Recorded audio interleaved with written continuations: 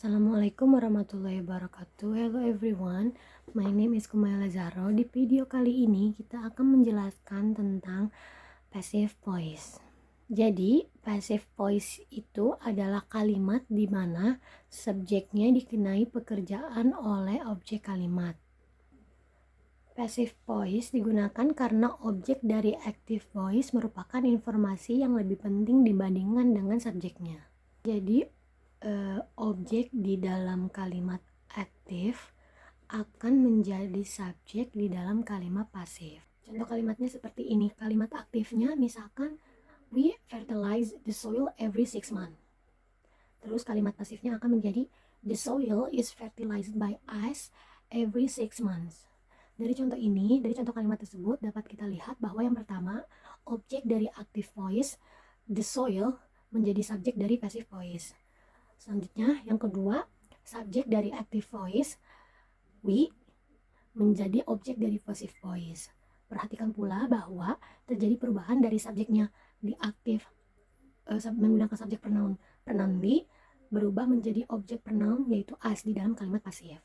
Yang ketiga, si verb 1 yaitu fertilize pada active voice berubah menjadi verb 3 di kalimat pasif yaitu fertilized. Yang keempat, ditambahkannya to be is di depan verb 3 atau di depan past participle yang digunakan tergantung pada subjek passive voice-nya dan tenses-nya digunakannya apa. Yang kelima, yaitu ditambahkannya kata by di belakang verb 3, namun jika objek dari passive voice-nya dianggap tidak penting atau tidak diketahui, maka objek biasanya tidak dikemukakan. Begitu pula dengan kata by.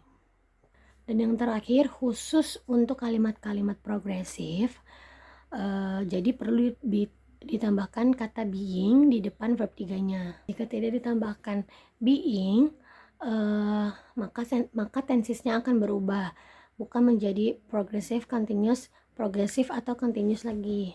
Seperti itu. Jadi berdasarkan ke-6 poin yang tadi, maka passive voice mengikuti pola seperti ini. Sebenarnya ini rumus umumnya ya. Rumus umumnya itu ada subjek ditambah be, ditambah verb 3 atau past participle, ditambah by, ditambah objek, dan yang terakhir ditambah modifier. Berikut adalah pola aktif dan pasif pada tiap tenses. Yang pertama ada simple present tense, si be-nya di pasif. Kalau be-nya di pasif itu dia akan menjadi SMR. Contoh kalimatnya, they are met by him every day. Yang kedua ada simple past tense yang be-nya adalah was atau were. Contohnya, they were met by him yesterday.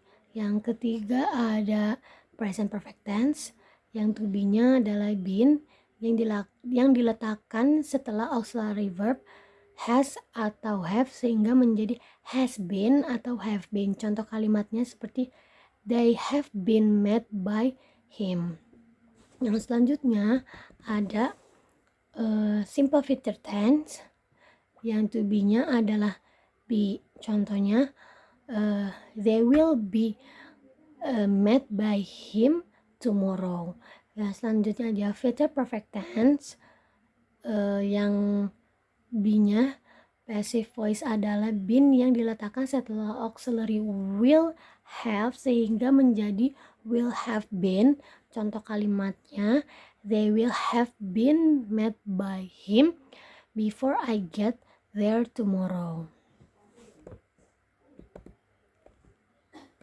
Yang selanjutnya ada past future perfect tense yang menggunakan been setelah auxiliary would have sehingga menjadi would have been. Contoh kalimatnya seperti they would have been met by him.